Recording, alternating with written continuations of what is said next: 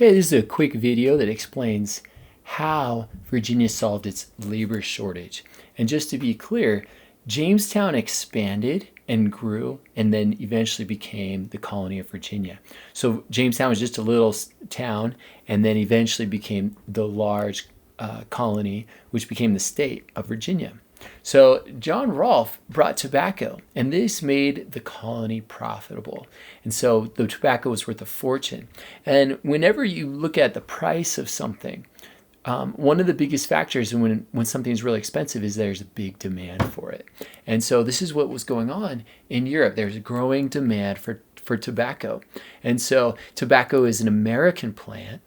And it was Native Americans that introduced it to the European explorers, and it spread primarily first with the Spanish, but then it spread all over Europe. And so this was a growing fad. This was a popular practice of learning to smoke at this time.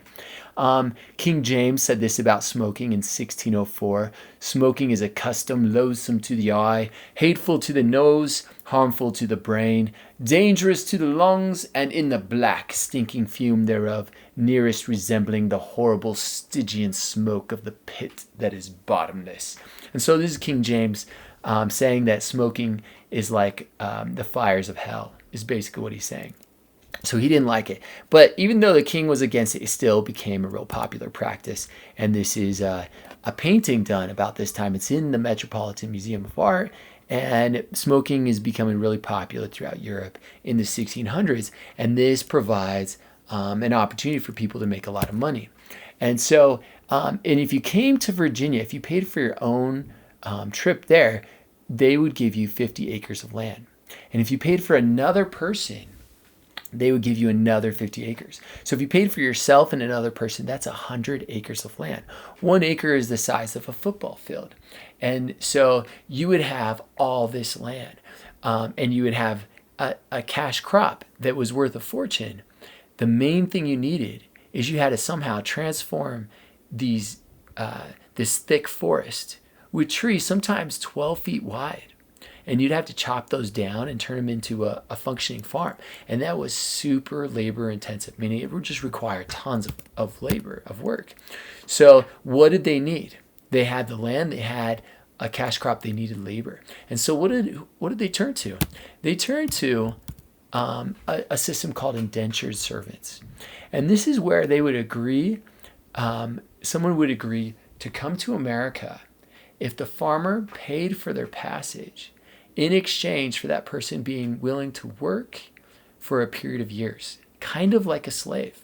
This is kind of like white slavery.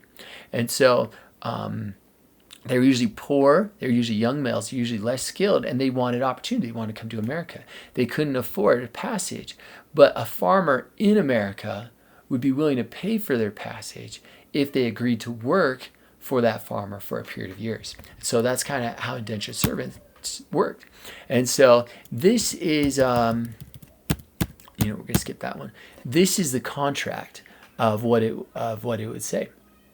So the indentured servant contract. In this contract, Michael Geiger, of his own free will, hath bound himself as a laborer to Gulch Golightly for the full term of 3 years in exchange for his passage to North Carolina. So Michael Geiger promises to basically be a servant to Gulch Golightly for 3 years. And Gulch Golightly is paying for Michael Geiger's passage to North Carolina, during which time the said Michael Geiger, the indentured servant, shall behave himself obedient and faithful in all things. That means Gulch Golightly can boss him around and basically make him a slave. You got to do this labor, you got to work here. And Gulch Golightly, on the other hand, the farmer, has to provide sufficient meat, drink, clothing, lodging, and washing. So, and meat in this is meaning food. And so that's their contract. That's their deal that they made. And for a long time, that was the main form of labor. But there was also slavery in America. And over time, slavery became the main form of labor. And slavery replaced basically indentured servitude. And so this is the earliest record that we have of slaves being bought in America. And so this is August 1619. A Dutch ship arrived. The ship had just attacked and robbed a Spanish ship and was selling the cargo to Jamestown. And John Rolfe wrote this, that he bought from the Dutch ship, he said he bought not anything but 20 and odd Negroes, meaning he bought 20 something Africans. And that's the earliest account that we have of slavery. And so early on, at first, indentured servants was the earliest form of labor, and eventually it became slavery with Africans.